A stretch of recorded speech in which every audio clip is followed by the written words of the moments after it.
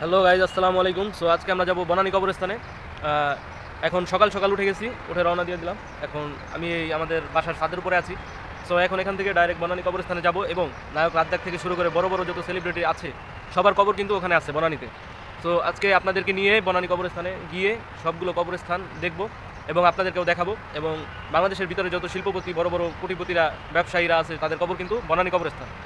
আর এখানে কিন্তু কবর দেওয়া অনেক টাকার ব্যাপার, 2-3 কোটি টাকা লাগে কবর দিতে, ঠিক আছে? তো সেই দামি দামি কবরগুলো আপনাদেরকে দেখাবো। সো আর দেরি করবো না। আর সবাই আমার এই ইউটিউব চ্যানেলটা সাবস্ক্রাইব করবেন আর পেজ থেকে দেখলে ফলো দিয়ে দেবেন। সো আজকে আপনাদেরকে নিয়ে বনানী কবরস্থান যাব এবং আপনাদেরকে দেখাবো যে আসলে ওটা কীরকম, ঠিক আছে? সুন্দরভাবে দেখানোর চেষ্টা করবো। তো এখন যাবো, তো চলুন যাওয়া যাক।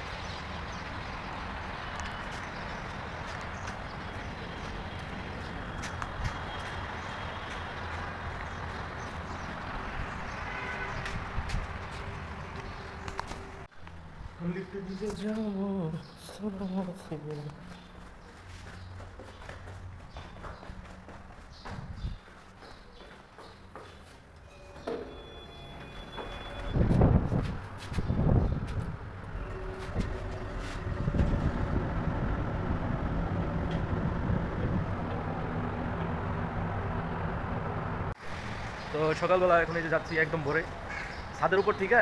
এখন আবার বনানী কবরস্থান ওইখানে যাচ্ছি প্রথমবার। তো দেখতে থাকুন, এই যে সামনেই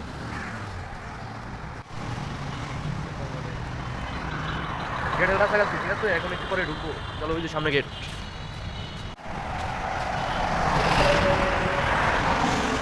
বনানী কবরস্থানের gate। দেখা যাবে কি করছে।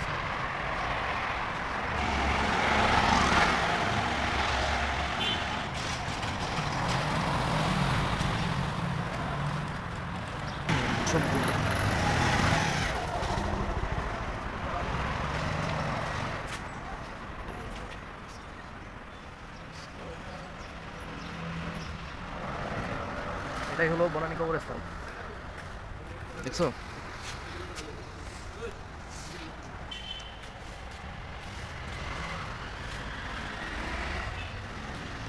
এটাই হলো সেই বনানী কবরস্থান, ঠিক আছে?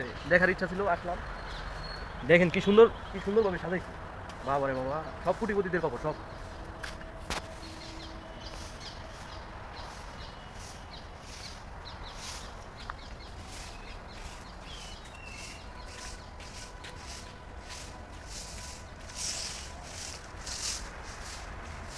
একদম ওই মাথা পর্যন্ত, কত বড়। এই যে আবার এই সাইডে একটা গেট আছে।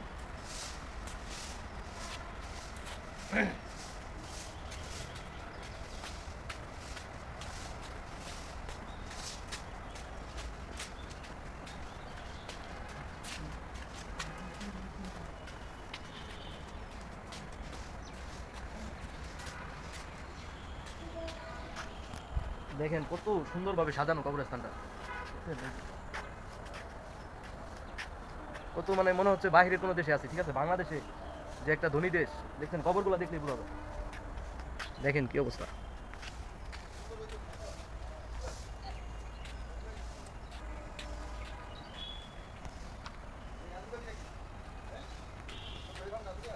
কার জন্য নাম লেখা, রোদ উঠছে বাবারে।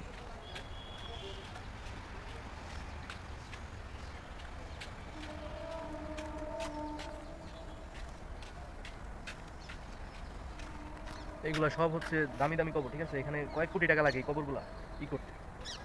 গেট দিয়ে ঢুকলাম, ঠিক আছে? ওই সাইডের ছবিটা তোলা আপাতত বলে নিষেধ, তাই ছবি তুললাম না। এগুলো সব হচ্ছে মনে করেন কোটিপতি যারা আছে, শিল্পপতি, তাদের কবর এগুলো সব, মানে ভিআইপি। এখানে কোনো নর্মাল লোকের কবর না। আর এক একটা দেখুন সব টাইস করা। এগুলা দেখাশোনার জন্য এখানে লোক আছে যারা এগুলো পরিষ্কার পরিচ্ছন্ন রাখে। কবরও বলে ভাই পরিষ্কার পরিচ্ছন্ন রাখতে হয়, দেখছেন? মানে টাকা থাকলে সবই সম্ভব।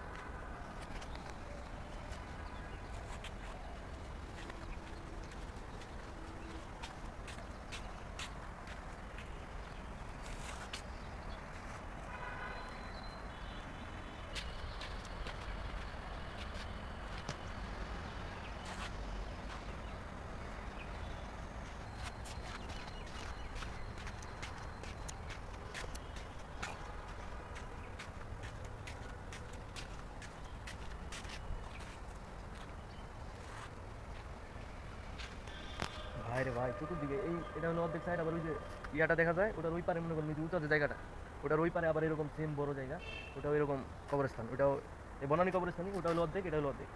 মানে দেখেন কোনো জায়গায় যে অল্প একটু জায়গা ফাঁকা আছে, এই যে এতটুক 1 বিঘা জায়গা ফাঁকা রেখে রেখে কবর।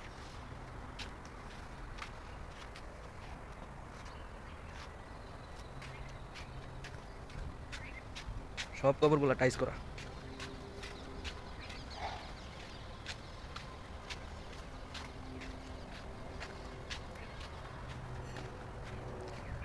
এটা হলো বাউন্ডারি, বাউন্ডারির ভিতরে যে এরকম, এই যে এখানে লেখা আছে, কি দেখছেন কি লেখা? জীব মাত্রই মৃত্যু স্বাদ গ্রহণ করিবে, কিয়ামতের দিন তোমাদের কর্মফল তোমাদের দেওয়া হবে। আপনারা পড়েন সুন্দরভাবে, আরবি লেখা বাংলা লেখা সব আছে। এটা একদম ওই মাথা পর্যন্ত, অত দূর কি যাবো? এই যে দেখেন কোরআন শরীফের মতো একটা ইয়া লেখা আছে।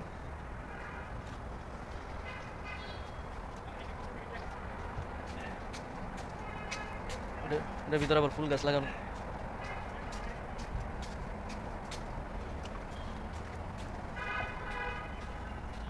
ভাইরে ভাই, মানুষের টাকা থাকলে দেখছেন কত সুন্দরভাবে কবর সাজায়। হ্যাঁ, এই জায়গায় মনে করেন একটা কবরের পিছনে নিম্ন তো 1 কোটি টাকা খরচ হয়েছে। ঠিক আছে, আপনাদের একটা ধারণা দিয়ে দিলাম। এগুলা মানে যে কবর দেখতেছেন শুধু কবর নয়, টাকার খনি, কোটি কোটি টাকা এই জায়গায়, শুধু কোটি কোটি কোটি কোটি হাজার কোটি টাকা।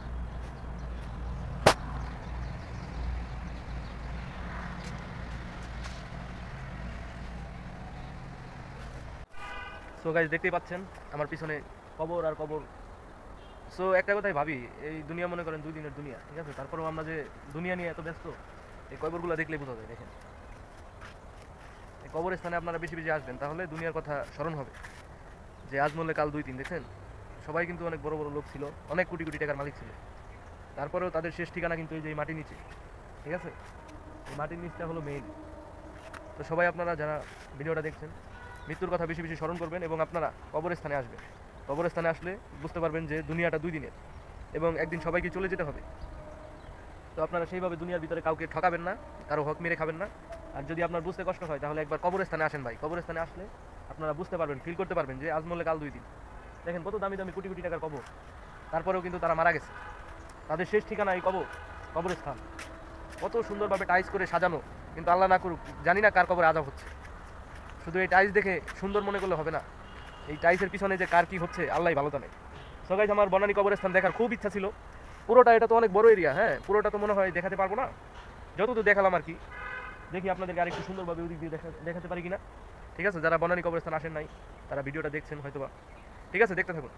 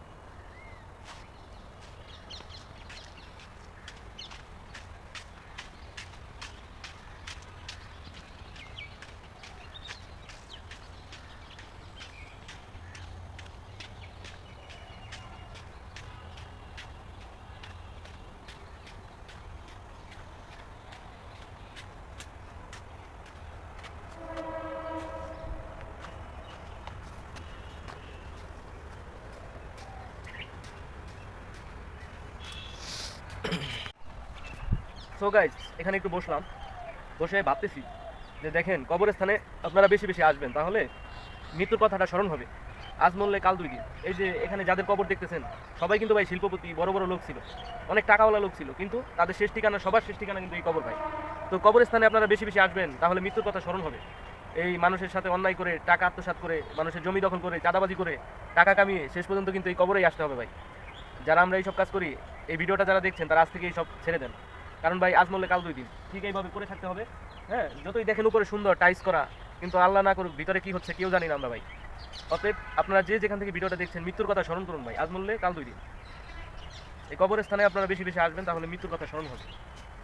যত বেশি আসবেন তত বুঝতে পারবেন যে দুনিয়াটা 2 দিনের।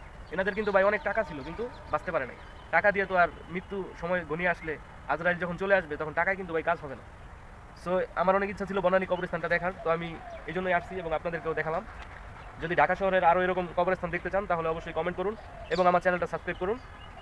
আর এই সাইডের ভিডিওটা ভালোভাবে করতে পারিনি, সেটা বলে নিষেধ। সো আপনাদেরকে এই যে এই সাইডটা দেখিয়েছি, এই সাইড হলো এরকম।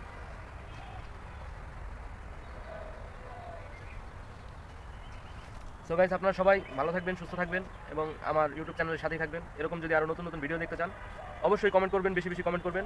এবং এই প্রথম আমি কবরস্থানে এসে ভিডিও বানিয়েছি, যদি ভালো লাগে একটা লাইক করে দিবেন। ঠিক আছে, সবাই ভালো থাকবেন, দেখা হবে নতুন কোনো ভিডিওতে। আসসালামু আলাইকুম, আল্লাহ হাফেজ।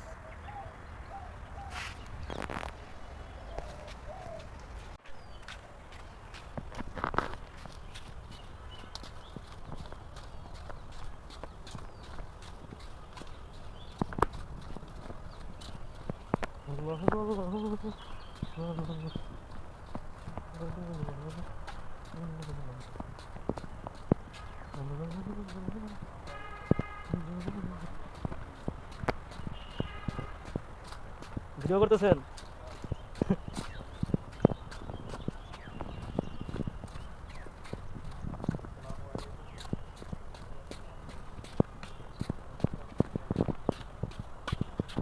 কি সুন্দর আরবি লেখা।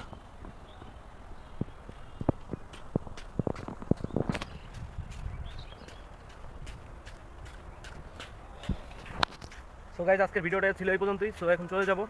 আপনারা সবাই ভালো থাকবেন, সুস্থ থাকবেন এবং নিয়মিত ভিডিও পেতে কী করতে হবে? লাইক এবং কমেন্ট করতে হবে। ঠিক আছে, ঠিক আছে, আল্লাহ হাফেজ।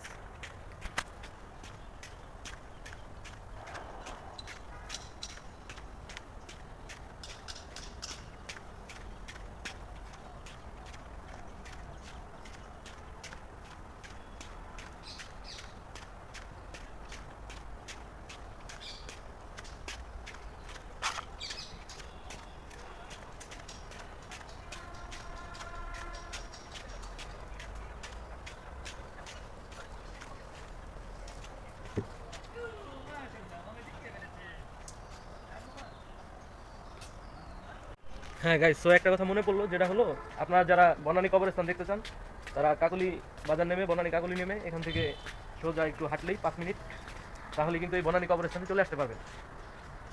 তাহলে এই কবরস্থানটা আপনারা দেখতে পারবেন। অনেকেই ঠিকানা জানতে চান, ঠিক আছে। এই যে কবরস্থান আমার পিছনে আছে, এখন চলে যাব। এই যে সামনে গেট, আবার ওই সাইডেও একটা গেট আছে। তো এখন চলে যাব, বেশি দেরি করবো না। তো যারা যারা দেখেছেন তারা অবশ্যই ধন্যবাদ। হ্যাঁ, এই যে কবরস্থান আমার খুব দেখার ইচ্ছা ছিল ভাই, যে বনানী কবরস্থানটা কীরকম, ওখানে সব বড় বড় লোকের কবর। ঠিক আছে, তো দেখে আজকে আমার খুবই ভালো লাগলো। এবং আমরা মুসলমান ভাই সবাই দোয়া করবেন মদার আত্মা যেন শান্তি থাকে।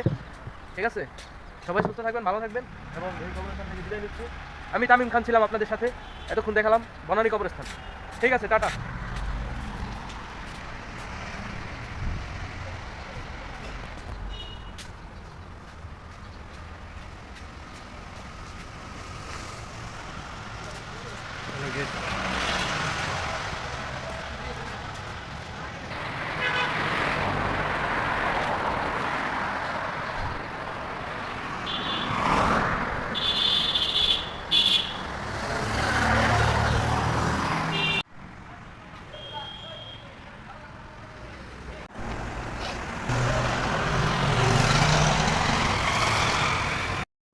সো গাইজ, বনানী থেকে চলে আসলাম। সো বনানী কবরস্থানে গিয়ে জীবনে প্রথমবার এরকম এত বড় একটা কবরস্থানে গিয়েছিলাম, তো যে অনেকটাই ভালো লেগেছে এবং বুঝতে পারলাম যে আপনার কবরস্থান আসলেই কতটা অ্যাডভেঞ্চারপূর্ণ, মৃত্যুর কথা স্মরণ হয়ে যায়। তাই আপনারা সবাই কবরস্থানে যাবেন, কবর জিয়ারত করবেন, তাহলে মৃত্যুর কথা স্মরণ হবে। তাহলে বুঝবেন যে আসলে দুনিয়াটা খুবই ছোট এবং খুব অল্প সময়ের জন্য আমরা এখানে এসেছি। সো গাইজ, এই ভিডিওটা আমি বাসায় এসে করেছি। সো বনানী কবরস্থানে যারা যেতে চান অবশ্যই যাবেন এবং গিয়ে দেখবেন যে সেখানের কী অবস্থা। হ্যাঁ, এবং আমার এই ভিডিওটা দেখে যারা যেতে চান অবশ্যই আপনারা গুগলে সার্চ করলেও যেতে পারবেন, সমস্যা নাই। আপনারা সার্চ করবেন বনানী কবরস্থান দিয়ে এবং ঢাকা বনানী কাকলি এসে যদি আপনারা নামেন, এখান থেকে কিছুটা হাঁটলেই বনানী কবরস্থান, যে কেউকে বললেই দেখিয়ে দেবে। সো গাইজ, এই ভিডিওটা এত দূরই ছিল। সো এই যে এখন আমি চলে যাচ্ছি। আর যেতে যেতে একটা কথাই বলবো যে কিছু শর্ট ভিডিও করেছিলাম, সেই শর্ট ভিডিওগুলো এখন আপনাদেরকে দেখাবো। কবরস্থানের আছে, আমারও আছে। সো সেইগুলো দেখে আল্লাহ হাফিজ।